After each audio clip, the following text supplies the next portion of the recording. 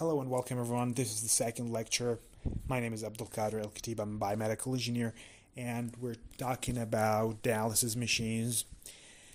And in the last episode we talked about sterilization type inside the machine, or about the filter. There is actually a lot of way to sterilize the filter, the dialyzer. The first one is the chemical way. We have the physical way, and actually it's not very good because clinically there's a lot of patient could have allergic reaction to those chemical substances, because when the blood of the patient go through this filter that are being sterilized by chemical substance, this patient could be allergic to this chemical substance. For this reason, this way is not actually used anymore. We have the physical method of sterilization, and it could use steam, which is the better one, the best one, to sterilize the filter using steam. There's actually other ways like radiation. Radiation is not actually very good because radiation is just related to cancer, mutations, things that we don't want, of course, our patients to have. This is actually, so we use a steam in the degree of 121 Celsius for 15 minutes. So 121 Celsius for 15 minutes. This is the best way to sterilize the filter in the dialysis machine. And the way, you could say, how can I use steam to sterilize my filter, my dialyzer? Very simple. In the filter, there is actually two inputs and two outputs. Input for the blood and output for the blood, and input for the dialysate and output for the dialysate. I'm going to, from one of those holes of the blood, I'm gonna push my steam, and the steam would go from the other holes. It's very simple. So make sure that I'm going to sterilize the filter from inside where the blood is going to flow. Alright, so this is how we sterilize our filters using steam, which I said is the best way. I compared it with other ways a minute ago. Actually, there is also the test. If I want to make sure that there is no leakage inside the filter, how I could use that? I could simply bring water, for sterilized water. The same thing, I'm going to make this water flow through the filter, and at the same time, from one of the holes of the dialyzer, I'm going to make airflow. So we have, from one of the inputs of the blood, we have sterilized water, and one of the inputs, or the output, actually doesn't matter, of the dialysate, I'm going to push some air, and I'm gonna see the other side from the output of blood in the filter. If there's only water, that is good, means the filter is safe to use. If we have water and bubbles of air, which means there is leakage in our filter, which is dangerous, meaning if we're going to use this on a patient, there's a mixing going to happen between the blood and the dialysate, which is of course very dangerous. So we can't use this filter. We have to replace it. So this is how we try to test our filter before using it. Now I'd like to talk about the types of toxics in the blood. I said we have low toxic. The weight of it would be smaller than 500 Dalton. Dalton, I said it's a unit to measure the weight of small substance in chemistry. And low molecules, such as we have urea, the weight of it 60 Dalton, creatinine 113 Dalton, and other, of course, water. Those actually are low weight molecules, lower than 500 Dalton. Middle molecules, such as vitamin B12, which has the Of course, let's say first the range of metal molecules are between 500 to 12,000 Dalton. From 500 to 12,000 Dalton, this is the metal size molecules, such as vitamin B12, which has 13,000 almost Dalton, 13,000 Dalton, and beta 2 microglobulin, which I always talked about before, which almost have the value of 12,000 Dalton. The high weight molecules such as leptin and albumin, more than anything, any molecule that has the weight of more than 12,000 is a high weight molecule. Now I want to talk about pH value, which is very important in dialysis. Well, first of all, we know the scale of pH is between 0 and 14. 14 represent alkali and 0 represent acid. This is the pH scale, okay? And 7 is actually neutral between alkali and acid. 7 pH. Now, the best clinically, the best pH value range for the hormones and enzymes in the body to work the right way is between 7.8 and 6.8.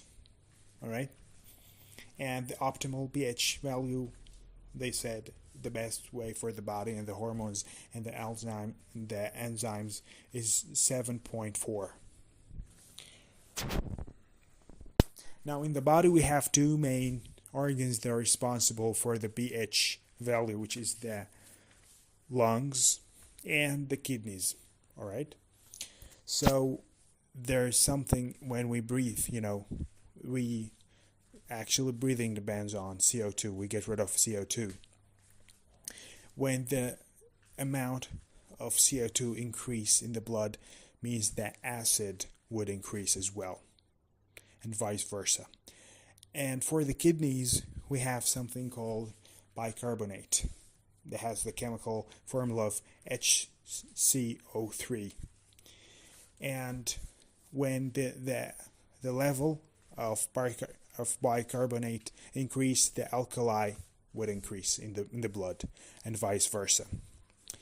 So the kidney, in the normal situation for a normal person, the kidney and the lungs are going to help each other to maintain the right pH value, the normal pH value for somebody. And when there's a problem, like for example in breathing, when the patient is not breathing enough, there's the level of CO2 increases in the blood. So that what the kidney does actually, so increase the. So simply the mechanism is when we have high acid in our blood, the kidney are going to increase our bicarbonate, and when we have low acid, the kidney would get rid of the bicarbonate to bring the balance back. So, but of course the kidney is more efficient than the lungs to control the pH value. Of course, because no matter how the patient is going to breathe, or it won't be as efficient as the functions of the kidney to control and to maintain the pH value in the blood.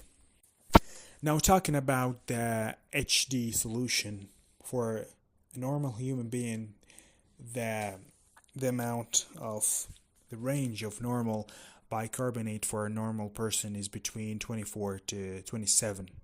For a kidney patient, the bicarbonate would be between 16 to 20. Okay, we have actually two pumps in a dialysis machine.